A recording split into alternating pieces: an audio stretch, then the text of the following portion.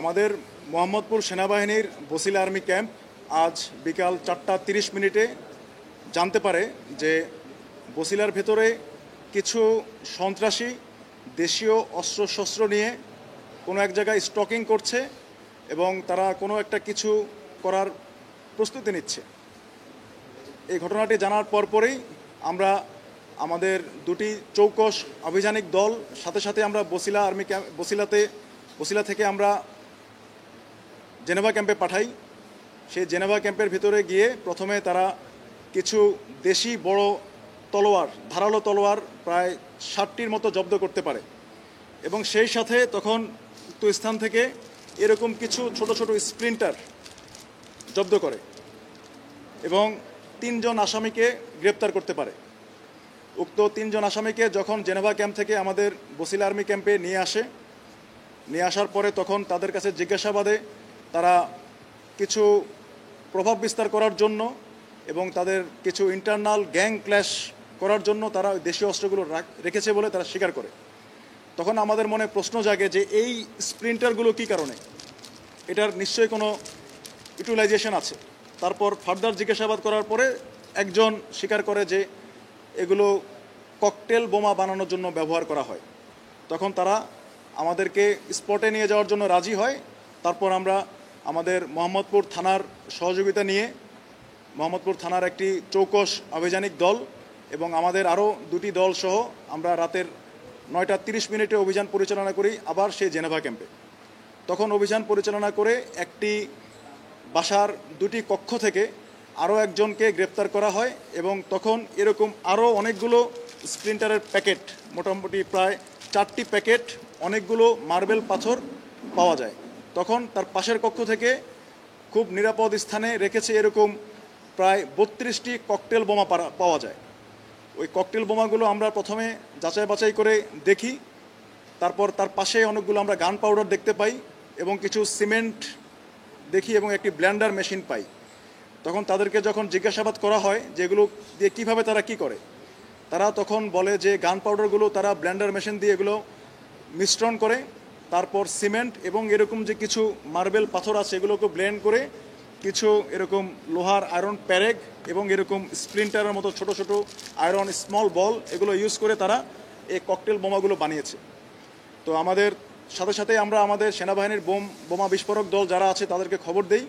তারা এসে দেখে যে এই ককটেলগুলো একদম কম্প্যাক্ট অবস্থায় রেডি করা এবং এটি রেডি টু ফায়ার, মানে বিস্ফোরণের জন্য সম্পূর্ণ প্রস্তুত। এবং কিছু কিছু বোমা এত কম্প্যাক্টভাবে তৈরি করা হয়েছে, যেহেতু হাতে বানানো, এত শক্ত এবং টাইটভাবে বানানো হয়েছে, এগুলো বেশি নাড়াচাড়া হলে বিস্ফোরণ হওয়ার সম্ভাবনা আছে। তখন আমরা খুব শীঘ্রই আমাদের স্পেশাল বোম এক্সপ্লোসিভ টিম দ্বারা এগুলো জব্দ করে আসামি সহ আমরা নিয়ে আসি আমাদের বসিলা ক্যাম্পে। আনুমানিক গত 15 মিনিট আগে রাত 3:15 আমরা 2টি ফেজে এগুলো বিস্ফোরণ ঘটাই। প্রথম ফেজে 18টি এবং পরবর্তী ফেজে বাকি 14টি। আপনারা সেটা লাইভ টেলিকাস্ট করেছেন, দেখেছেন এগুলো কীরকম শক্ত। এবং বোমা বিস্ফোরণ করার পরে প্রায় 100 মিটার দূরে, অর্থাৎ 300 ফিট দূরে আমাদের কাছে দেখুন এরকম মার্বেলের ভাঙা অংশ চলে এসেছে এবং আমাদের ক্যাম্পেরও 2-1টি গ্লাস, থাই গ্লাস ভেঙে গেছে, এত শক্তিশালী ছিল। এগুলো আমরা জব্দ করে নিয়ে আসি, যা আপনাদের ডানে এখানে রক্ষিত আছে। দেখতে পাচ্ছেন আপনারা যে গান পাউডার, কিছু অনেকগুলো সিমেন্ট, তারপরে শক্ত করার জন্য পুডিং, কস্টেপ এবং অনেকগুলো স্প্লিন্টার সদৃশ আয়রন স্মল বল এবং মার্বেল পাথর।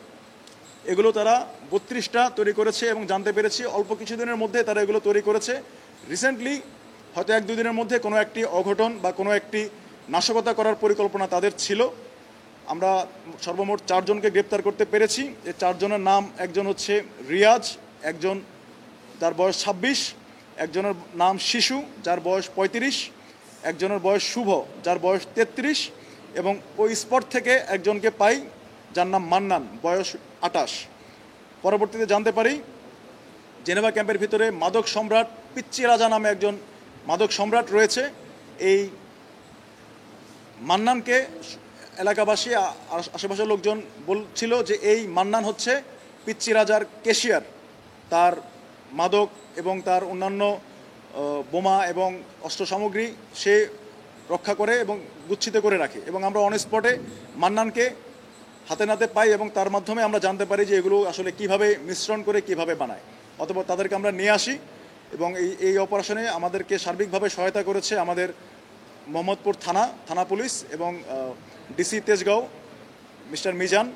ওনারা আমাদেরকে সম্পূর্ণ আইনগত সহায়তা দিয়েছেন এবং তাদের সাথে আলোচনা করে এই বোমাগুলো আমরা বিস্ফোরণ ঘটাই, কারণ এগুলো খুব বেশিক্ষণ রাখা সেফ না এবং এগুলো যেহেতু খুব কম্প্যাক্ট অবস্থায় বানানো, এগুলো বেশিক্ষণ সংরক্ষণ করলে হয়তো ওভার হিটেড হয়ে বাস্ট হয়ে যেতে পারে। তাই আমরা এগুলো বাস্ট করেছি এবং এই আইনগত প্রক্রিয়া অনুযায়ী এদেরকে আমরা কিছুক্ষণ পরে মোহাম্মদপুর থানায় হস্তান্তর করব এবং পরবর্তী আইনগত ব্যবস্থা নেওয়া হবে।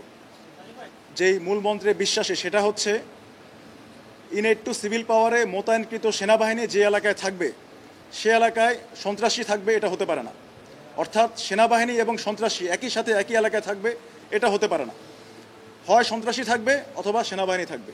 তাই এসব সন্ত্রাস এবং দুষ্কৃতিকারের বিরুদ্ধে আমাদের সবসময় শক্ত অবস্থান ছিল এবং এটা আমরা নিয়মিত অভিযান পরিচালনা করব।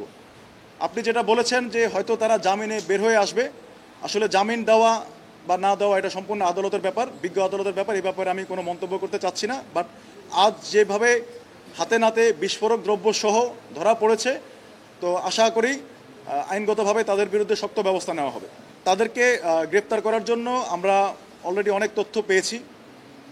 তো পরবর্তী অভিযানের গোপনীয়তা রক্ষায় আমি সেই পরিকল্পনাটা এখনই বলবো না, বাট তাদের কাছ থেকে আমরা যথেষ্ট তথ্য পেয়েছি। ইনিশিয়াল তথ্য পেয়ে আমরা এগুলো জব্দ করতে পেরেছি এবং তাদের গডফাদার যারা আছে বা এর সাথে যারা জড়িত আছে, তাদের সহপাঠী যারা আছে, সহযোগী যারা আছে, তাদেরকে গ্রেপ্তার করার জন্য আমাদের নিয়মিত সাহসী অভিযান চলবে।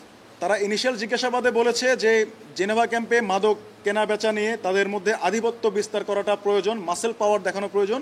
তারা সেই কারণেই এগুলো তৈরি করেছে যাতে এগুলো করে ভয়ভীতি দেখাতে পারে, এটা তারা ইনিশিয়াল জিজ্ঞাসাবাদে বলেছে।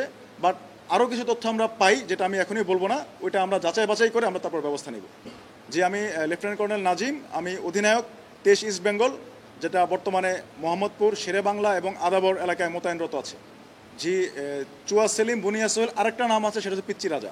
তিনজন হচ্ছে ওখানকার 3টা ব্লকের মাদক সম্রাট। তো তাদেরকে অভিযান পরিচালনা করার জন্য বিভিন্ন সময় আমরা গিয়েছি এবং তাদের অনেক সহযোগীকে আমরা গ্রেপ্তার করেছি। এবং বুনিয়া সোহেলও একবার আমাদের দ্বারা যৌথ অভিযানে র্যাব দ্বারা গ্রেপ্তার হয়েছিল। তো বর্তমানে সম্ভবত সে জামিনে বের হয়েছে। তো তাকে আমরা বের হওয়ার পরে আবার 2-3টি হত্যার ঘটনা ঘটিয়েছে তার দল, আমরা তথ্য পেয়েছি। এবং তার আশেপাশে যারা আছে, তার রাইট হ্যান্ড, লেফট হ্যান্ড, তার ফায়ারার, তার ম্যানেজার, অনেককে আমরা গ্রেপ্তার করতে পেরেছি। তো এখন ধারণা করা হচ্ছে বুনিয়া সোহেল বা তাদের অনেকের প্রভাব একটু কম। আর এদের তথ্য মতো যেটা জানা গেছে, পিচ্চি রাজা গ্রুপ হঠাৎ করে সক্রিয় হওয়ার জন্য, এগুলো শক্তি প্রদর্শন করার জন্য তারা এই জিনিসগুলো অ্যারেঞ্জ করেছে। সেটাও হতে পারে যে তারা যেহেতু অন্য 2 গ্রুপ একটু লো স্কেলে চলে গেছে, তারা এখন প্রভাব বিস্তার করে তারা আবার নতুন সন্ত্রাসী কার্যক্রম করে এলাকা আবার দখল নেওয়ার চেষ্টা করছে, সেটাও হতে পারে। আমরা এটা কগনিজেন্সে নিয়েছি এবং আরও কিছু তথ্য পেয়েছি, সেই অনুযায়ী আমরা ভবিষ্যতে অভিযান পরিচালনা করব। আমরা র্যান্ডমলি যখন গ্রেপ্তার করার পরে যাচাই বাছাই করে কিন্তু আমরা সবাইকে সবার মামলা সবাইকে চালান দেই না। আমরা এরকম যাচাই বাছাই করে যারা দেখি আসলে দিনমজুর, যাদের মধ্যে কোনো প্রিভিয়াস রেকর্ড নেই এবং যাদের এগেনস্টে কোনো কমপ্লেন নেই, তাদেরকে কিন্তু আমরা ছেড়ে দিই। মুচলেখা নিয়ে তাদেরকে আমরা ছেড়ে দেই। কেবলমাত্র যারা এসব কাজের সাথে জড়িত, বিভিন্ন সংবাদ মিডিয়াতে আপনাদের অনুসন্ধানের প্রতিবেদনে যাদের ছবি এসেছে, সিসিটিভি ফুটেজ দেখে যাদেরকে এরকম কর্মকাণ্ড করতে দেখা গেছে, তাদেরকে শেষ পর্যন্ত আমরা আদালতে সমর্পণ করি। এবং দিনের বেলা এবং রাতের বেলার কথা যেটা বলছেন, আপনি যদি আরেকটু ডেপথে গিয়ে দেখবেন, দিনের বেলায় কিন্তু মূলত আপনার এই সন্ত্রাসী যারা আছে, যারা এরকম মাদক বিক্রি করে, গুরুতর অপরাধী যারা, তারা কিন্তু দিনের বেলা থাকে না। তারা মেইনলি রাতের বেলায় আসে, রাতের বেলায় মাদক বিক্রি করে এবং ভোর রাতের দিকে তারা চলে যায়। তাই আমরা ম্যাক্সিমাম টাইমে যখন তথ্য পাই এখন তারা আছে, তখন আমরা যাই এবং প্রত্যেকটা অভিযানেই 3 থেকে 4 জন, মানে অলমোস্ট 70%-এর মতো আমরা মেইন ক্রিমিনালদেরকে পাই।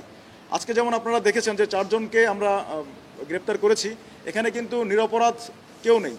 তাদের তথ্যের উপর ভিত্তি করে আমরা জিনিসগুলো পেয়েছি। এবং যখন একজনকে নাম হচ্ছে মান্নানকে নিয়ে আসি, এলাকাবাসী বলছিল ও হচ্ছে পিচ্চি রাজার মূলত ক্যাশিয়ার, সে এই জিনিসগুলো সংরক্ষণ করে রাখে এবং সেই আমাদেরকে বলেছে যে এই ব্লেন্ড মেশিন দিয়ে কিভাবে এগুলো মিক্স করে কিভাবে এই ককটেলগুলো তারা বানায় এবং এগুলোর বিকটতা কীরকম সেটা আপনারা দেখেছেন। আপনাদের সামনে আমরা দেখিয়েছি যে এই যে 32টা ককটেল ছোট একটা জায়গায় তারা বানিয়েছে, এটা যদি একসাথে বাস্ট হয় অনেক বড় ধরনের দুর্ঘটনা ঘটতে পারতো, অনেক বড় ধরনের অগ্নিসংযোগ ঘটতে পারতো। 32টা ককটেল কিন্তু অনেক। আর এবং এগুলোর মধ্যে খুব ভয়াবহ কিছু স্প্রিন্টার, কিছু ধাতব পদার্থ ছিল যা মোটামুটি স্পিল ওভার এফেক্ট করতে পারতো অনেক বেশি। ওকে, থ্যাংক ইউ ভেরি মাচ।